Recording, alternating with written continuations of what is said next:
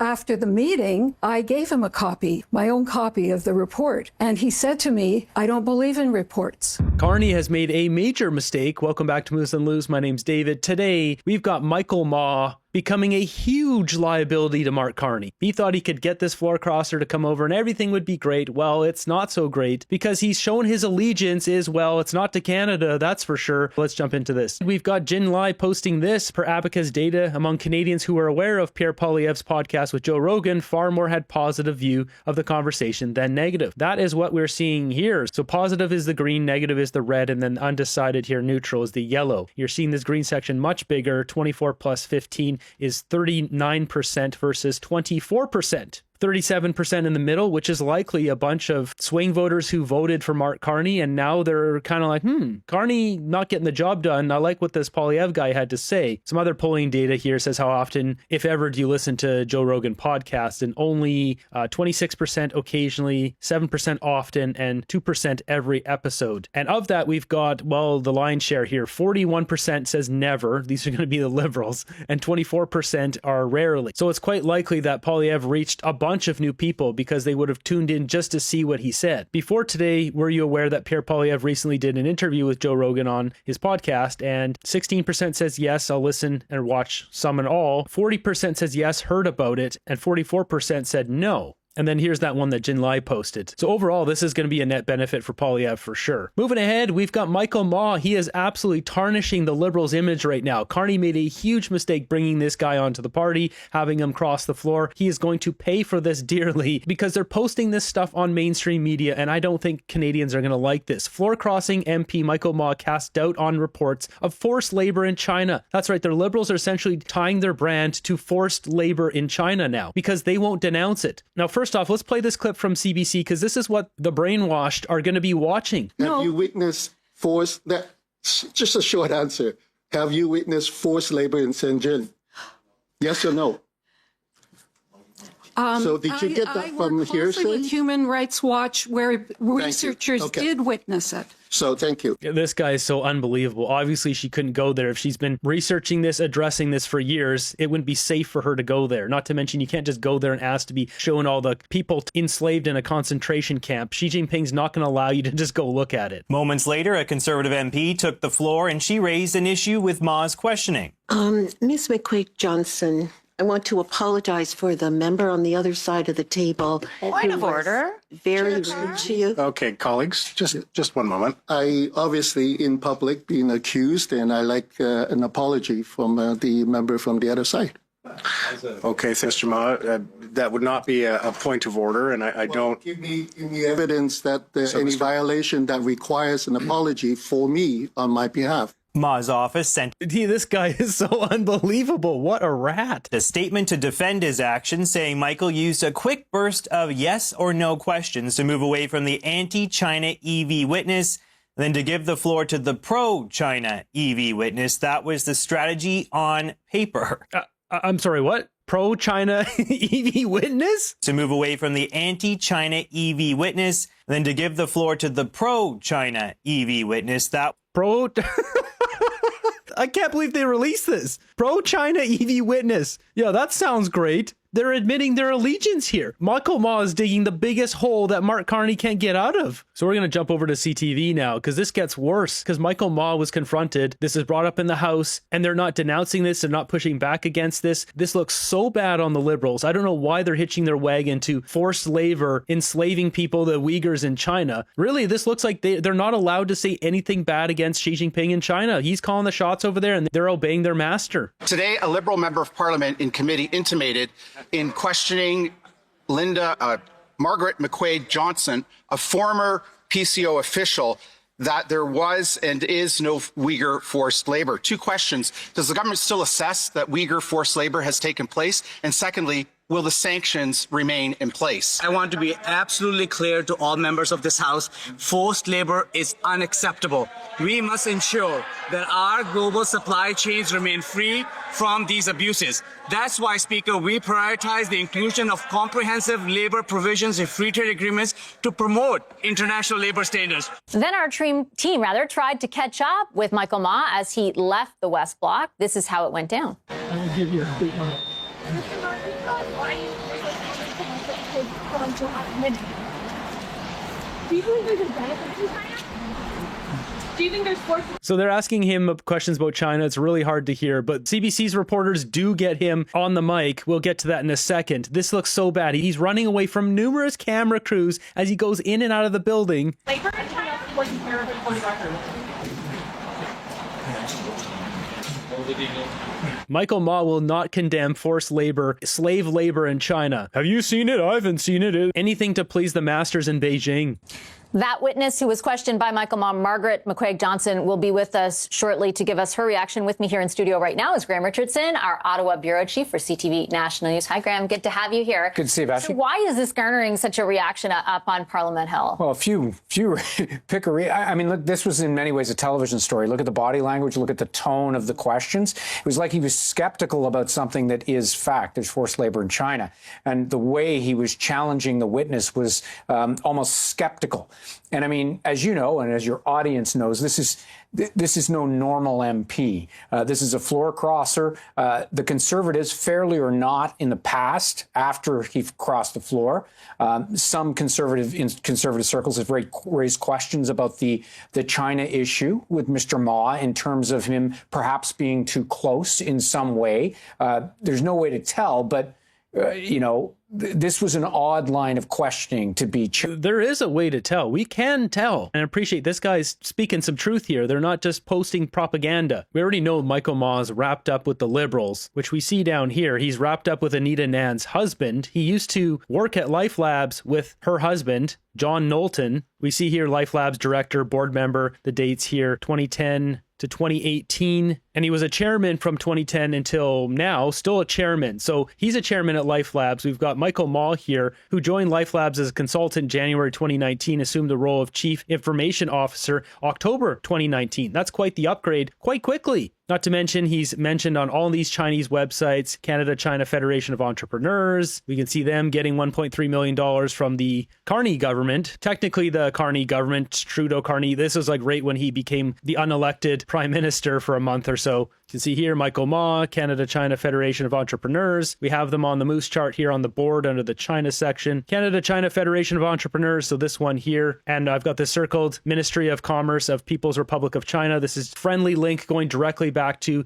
the Communist Party of China, directly to the government. Not to mention all these other links I've got on here. All of these are government organizations. That's why I have them all listed out on the side here. Jinling Provincial Government, Guangzhou Provincial Government, all these different ones here. We don't need to go through all these again, but I mean, this organization heavily tied with the Chinese government. These guys naming Michael Ma, we hit him in numerous videos here, the CTCCO. We've got all the receipts here. To extend warm greetings and heartfelt congratulations to the Federation of Toronto Chinese Canadian. Yeah, he has nothing to do with China, not at all. Yeah, that's enough of that. We can see Michael Ma's right there, though. Standing proud, listen to this music.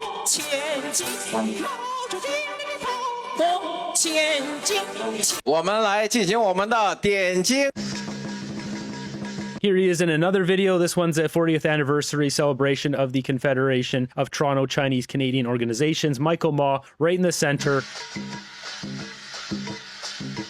All these organizations tied to the United Front Work Department, the CCP, the Chinese government, direct connections between Michael Ma and Anita Nan through her husband. Michael Ma sitting here with Tim Hodgson at this opening event. Michael Ma at this event here, the 2025 CCAA annual meeting. So the Consulate General of the People's Republic of China, this is in Toronto, and then it names Michael Ma. So this guy is an agent of the Chinese Communist Party. Do we need to go on here? There's endless examples. Here he is cutting open a pig as a ceremonial thing here. Sam Cooper's article from the Bureau, floor crossing MP. Michael Ma was director at group explicitly named as United Front Organization in landmark Jamestown Foundation study. This study found that there's more per capita Chinese agents in Canada than basically any other country in the Western world. I think it's safe to say Michael Ma might have some connections to China. Charitable, I think. I gather there's going to be a statement from him later. I thought it was telling that in the House he didn't answer for himself. So that's a sign that they're trying to contain some damage here. And we know that our reporters who are up on the Hill were asking various Liberal MPs, the parliamentary secretary, for example, to the foreign affairs minister,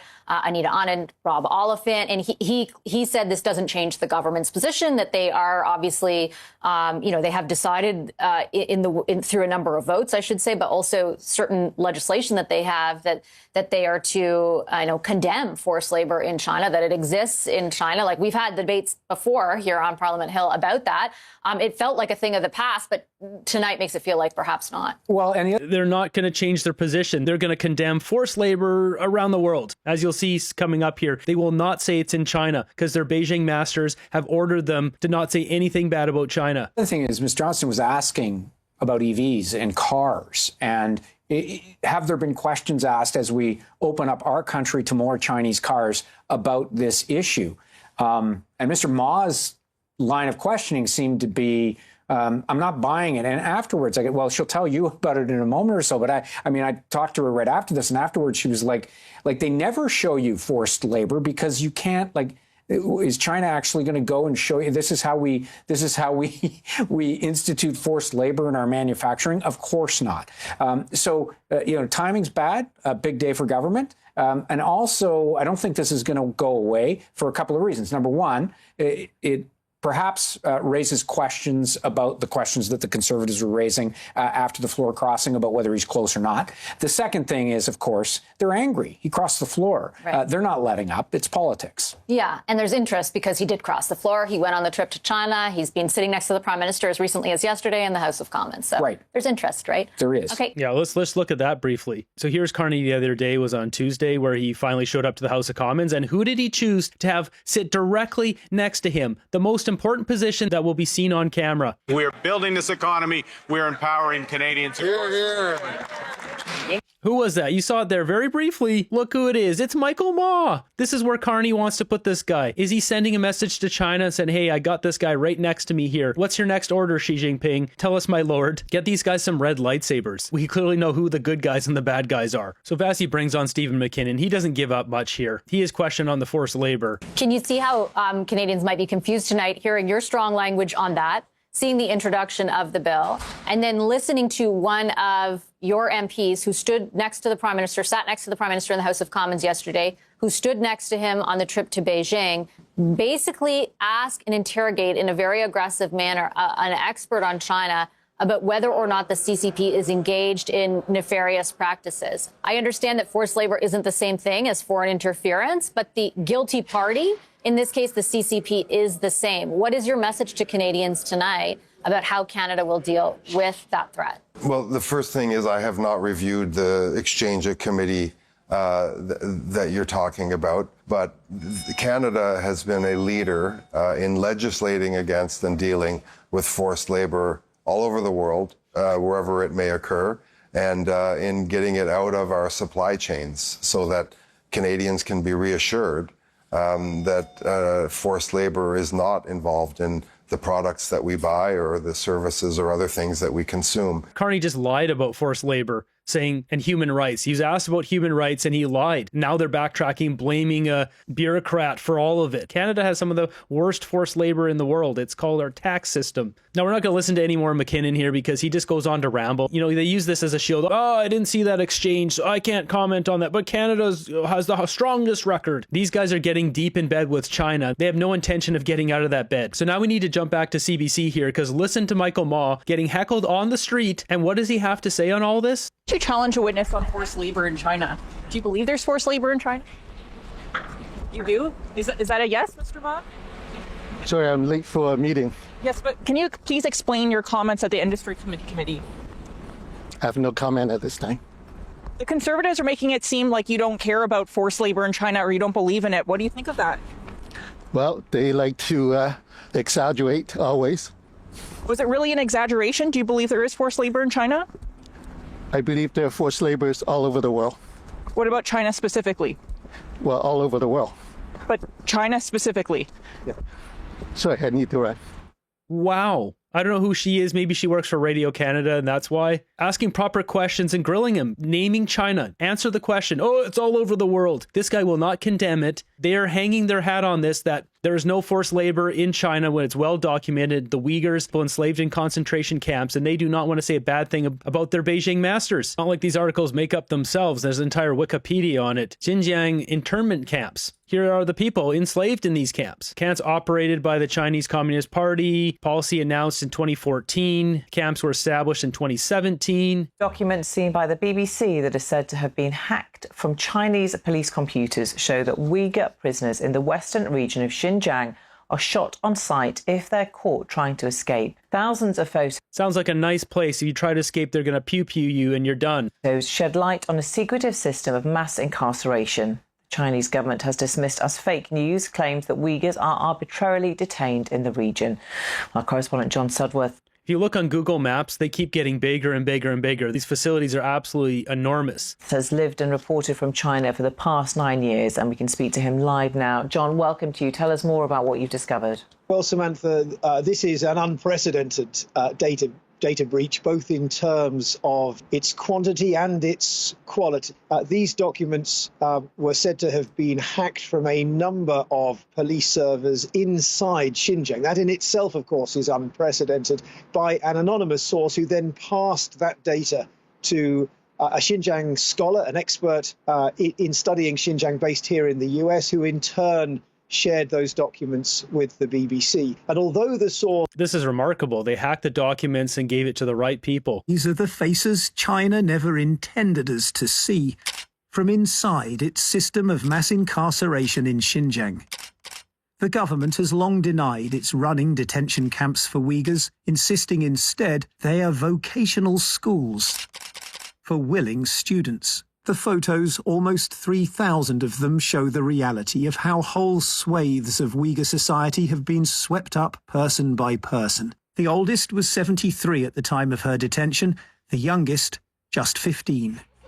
These are real people that are stuck in these camps. This is what Michael Ma refuses to condemn. Disgusting. A source whose identity is unknown were first passed to Dr. Adrian Zen. Some of the men have their arms in a funny position as if they were handcuffed. So this is really very powerful about the image material. And I was looking through these images on my laptop in the living room. I had to get up and go somewhere else and take a break.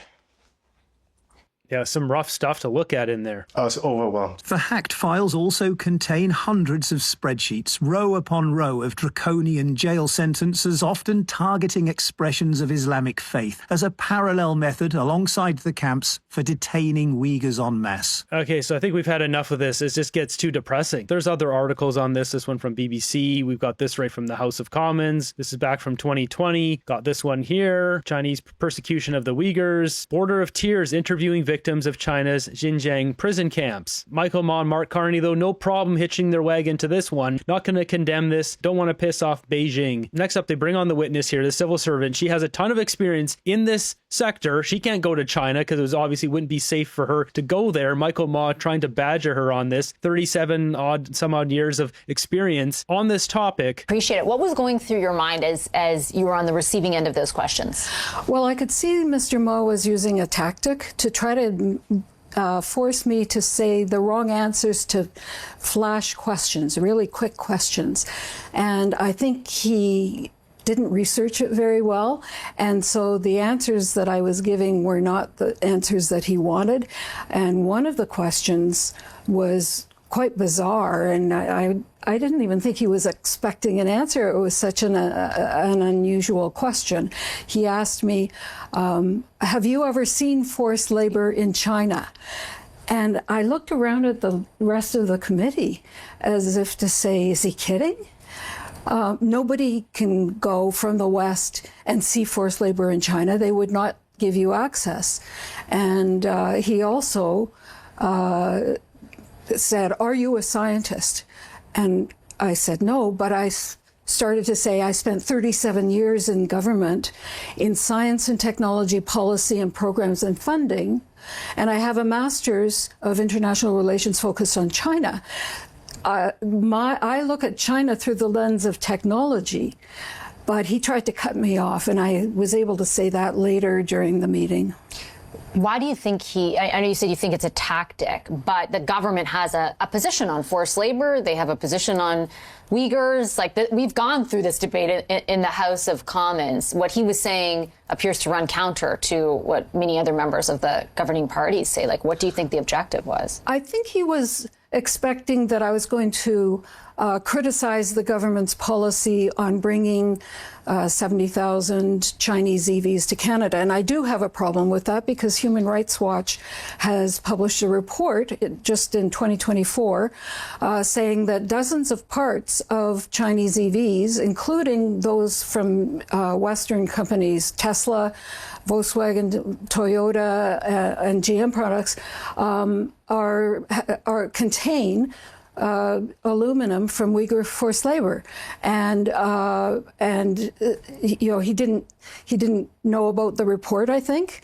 And after the meeting, I gave him a copy, my own copy of the report, and he said to me, "I don't believe in reports. I don't believe in anything I can't see for myself." And he said, "You and I should go to China to see if we can see Uyghur forced labor." And I said to him, "They would never show you Uyghur forced labor. The only people who see it are the ones on the ground in China who are being subjected to it. And I've been sanctioned by China for my work on the Uyghurs, including forced labor and other issues related to the Uyghurs, bringing Uyghurs from other countries to Canada. And clearly, I think he overplayed his hand. He overplayed the tactic, and the other members of the committee could see very clearly what he was trying to do. Are you sure? If she went over to China with Michael Ma to go look at forced labor, there would be a good chance she ends up in the camp herself and would never leave that camp. Let's get real. That's what China would do. Shocked that in essence he, would defend the practices of the CCP? I'm not sure that he was defending them. He would deny, let's say, that the practices are happening. Is that shocking to you? Yes, that's shocking. He has said that there's forced labor in the world, not that there's forced labor in China. And there is forced labor in China. It's been proven, and a lot has been written about it. He should know that. He's an educated person. He's been in Parliament for a while, and this has been debated frequently in Parliament and at committees, so he should know that. But I think he was trying to dampen down any credibility that I would have as a witness, and also just kind of set aside the issue of forced labor. This is an important issue for the government, and I think he and other members of the government need to realize that the U.S. has now opened a Section 301 investigation of Canada because they don't think that we're sufficiently rigorous on our forced labor implementation. We've only turned back 2 shipments. The U.S. has turned back thousands, and we're now laying off the labor program people at ESDC whose job it is to identify things from forced labor, as well as the people at Global Affairs Canada and the trade group that work on forced labor. These are people who are now subjected to the cuts, and it's their jobs chosen to be cut, as if forced labor is not something that's on the top of mind for the government. It's not even in the departmental plan for Global Affairs Canada for 26-27. This is so unbelievably scathing. She has so much experience, her credentials in this area, and Michael Ma trying to silence her, trying to discredit her. The fact that Carney wouldn't try to detach away from this immediately, come out with a statement or whatever, hitching his wagon to Michael Ma and the forced labor of China. You know what's going to happen here? Avi Lewis is going to win the NDP leadership race here very soon, within 2 days now. I hope the NDP come in. I hope Avi Lewis comes in and just makes this the top topic, because the NDP will go buck wild for this. He should start condemning Carney and said, hey, look at this forced labor that's going on here. The NDP will not stand for that in our country. Only 2 shipments turned away. America turns away thousands, blah, blah, blah. He can rally up so many of the lefties who are following Carney and just bring them right over to the NDP. And with Pierre Poilievre hitting a bunch of home runs down in America and abroad, over in Germany and the UK, keep that going as well. We're seeing good polling data coming out of that from going on Rogan. Carney getting wrapped up with human rights violations in China, and these guys won't denounce it. They won't detach themselves from this because clearly Xi Jinping doesn't want bad things said about him. They can't say it. This goes to expose how subservient they are to China and the CCP. One other major thing that'll come from this is if Avi Lewis is stealing back support, Pierre's stealing back support, and now Michael Ma is digging this pit that Carney can't get out of, he'll have to decide, does he keep on Michael Ma, who is tarnishing the human rights record of the Liberal Party and their stance on it, or does he get rid of Michael Ma, chuck him to the curb, but with that, he will lose his majority government. And that's why the Terrebonne riding is so important, because then they would need that for the majority government. So we really need all conservatives who want to vote conservative in the Terrebonne riding to vote for the bloc to make sure that Carney doesn't get his government here, because he might have to expel Michael Ma. Now, would Carney go against Xi Jinping to keep his majority government? I think he would, because cash is king. Money's number one to Carney, but it shows their allegiance here, and Canadians will draw the line at human rights. We are just a nation where we're high trust, we're friendly people, we draw the line on human rights. Carney's image is getting tarnished on every single network. Even Robert Fife on CBC is saying this stuff and putting this idea in Canadians' heads about whether Carney believes in human rights, cares about human rights. More interested, and it's important that we diversify our trade, and it's important that we focus on the economy, but we also have to stand up for human rights. And when you have an MP like that dismissing what is well acknowledged that China does this, raises more questions about, is the Prime Minister really serious about human rights in this country? Yeah. We also could run into problems. Wow. And the answer is no. Carney's not serious about human rights. We already know this with Brookfield on this violation tracker. Carney as chair of Brookfield Asset Management. I mean, look how many violations. This is back from 2024 when Mark Carney was chairing this. Do you think Carney cares about human rights violations when you have all these violations in insurance, environmental violation? Mr. Net Zero doesn't seem to care so much about this, does he? $17,800 fine. What's the offense? Environmental violation. Sprague Operating Resources, LLC. This goes on and on and on. Somehow I don't think Carney really cares about human rights violations. There's 6 pages of this. Why should people who are watching right now care if forced labor is happening in China? Like, why is this? You were called to testify about that. Why does it matter that the line of questioning from Michael Ma was what it was? There are tens of thousands of Uyghurs who are in forced labor right now in China. We don't think about that often in Canada because we have a very safe society for ourselves. But this is the real world for them. There's torture involved. They're working 7 a.m. to 7 p.m. In really tough conditions under armed surveillance. They've been taken from their re-education camps, indoctrination camps, to forced labor.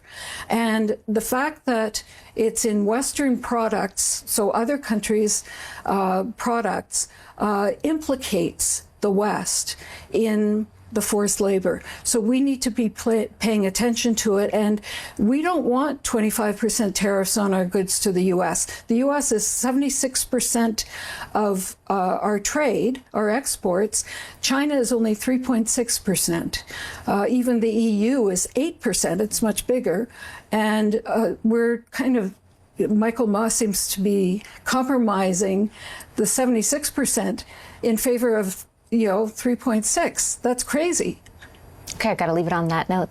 That is crazy. Vassie's got nothing to say to that. Finally, some truth being said on here. So good on this lady, because this is going out to the brainwashed citizens of Canada who watch only mainstream media. The main thing is our country's been compromised by China. The last thing we want is their practices coming over here. Looking at the comments here on X, if she went over to China, she would be kidnapped by the state. Yeah, obviously Ma is loyal to the CCP. Now we know at least one of the names of the dozen compromised MPs being protected by the LPC. I don't think so, because Ma wasn't in the government before the last last election. So the 11 compromised people would be not Michael Ma. And we have that list here on the Moose chart, right over here, 11 compromised members of the government. So it's Han Dong, Mary Ng, Parm Baines, Victor O, Yun Pao Wu. But Michael Ma wasn't in government before then, so he'd be number 12 here. He's a CCP asset. The entire Liberal Party is aligned with the CCP. They say so themselves. In what world would a past Liberal Party even put up with this? Carney thinks his crap doesn't stink. Wake up, Canada. Point to fire and Liberals will call it water. So sad our government is working against us. This is a great comment because would even the Chrétien government, well, Chrétien was in with China too. Surely there would be some other Liberal governments of the past that would not put up with this crap. Our government is so unbelievably corrupt. How much pain do Canadians really have to feel before they wake up?